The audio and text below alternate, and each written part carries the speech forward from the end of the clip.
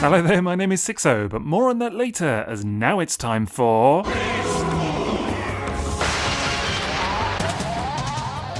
Yes, unless you've been living underneath a rock-shaped bubble on some reptilian-themed card, then you will of course have heard that Hasbro are reissuing vintage Beast Wars toys, which is great for both people that weren't around at the time and for oldies like me who remember seeing these beauties out in the wild. Thus far, there have been the obvious mix of big names from the cartoon given the re-release treatment, but who knows where it could end if they're successful. After all, wouldn't you want a reissue of that guy? You know the one? It turns into an animal. Anyway, needless to say, I couldn't be more excited about it all, and kicking us off today, I have a copy of the new reissue Rattrap in my clutches, so let's get cracking. Now before we begin, I should mention that today's review is brought to you by TF Source, so I'll throw a link to their site in the video description below. I'd also be very grateful if you could leave me a like for this video please, and subscribe to the channel if you haven't already. Also in the description is a link to my Patreon, where in exchange for your support you can get access to a ton of perks, including exclusive galleries and early access to videos such as this. Finally, there's a link to my Redbubble store where you can pick up a huge range of different designs, including loads of my photos across all kinds of different merch. Anyway, here is Rattrap in his box, and wow, it's fair to say that this one hits pretty hard for how faithfully it recreates the look and feel of the vintage Beast Wars packaging, with that iconic reptilian eye and rock-style bubble proving to be a real kick in the nostalgia nuts. In fact, it's fantastic just to see stuff like the original box art being reused here, as Hasbro are clearly taking a leaf out of some of their recent Walmart exclusive reissued G1 toys and keeping things as faithful to the source as possible, which in this case even means the presence of the now defunct Kenner logo on the side, so that's a bit of a blast from the past. Even the process of unsealing this thing takes me all the way back to 1996, to the point where I could almost swear I had purple shoulder-length hair still. Anyway, despite all my rage, I simply cannot wait to get this rat out of his cage, and with the bubble off the card, we're finally ready to take a look at him. And here he is, looking pretty much exactly as I remember him, albeit with a few notable changes. Of course, Rattrap was in the basic class size of toys, meaning that he's one of the smallest and simplest from the original line. But that's not to say there isn't plenty to admire here. The shape of it is exactly as I remember, and does a relatively solid impression of an organic rat, all told. Naturally, you do have some obvious panel seams on the go, and it's hard not to notice the robot mode feet sticking out where the bum would normally be, but generally speaking there's a lot to love here.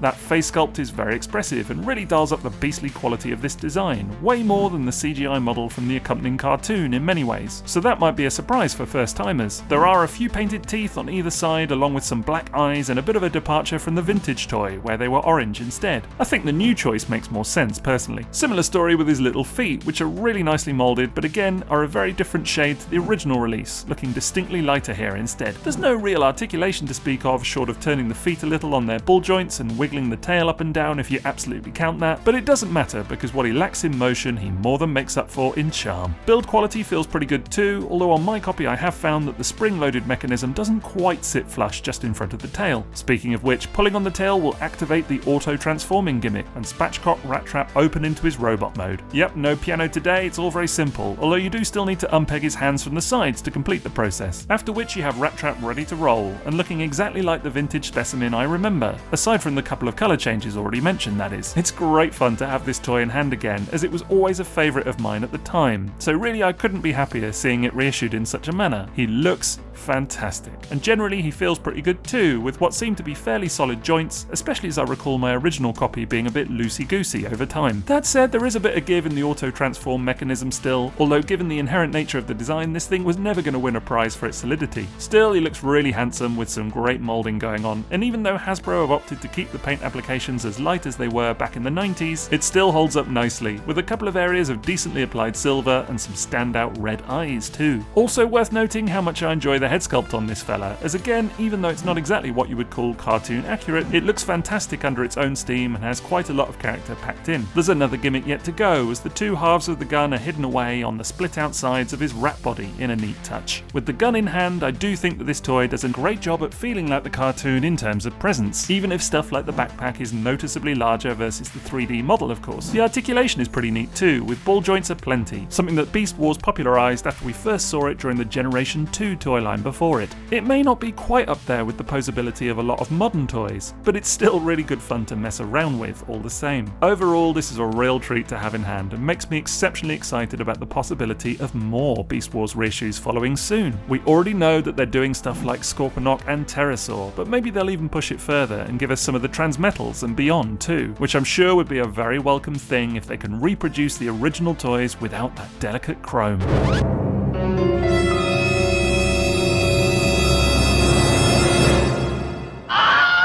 Anyway, the point is that it's a fantastic time to be a Beast Wars fan right now, and this reissue Rattrap is a definite part of that. No great surprise then, it was never going to be anything other than a very wholehearted toot.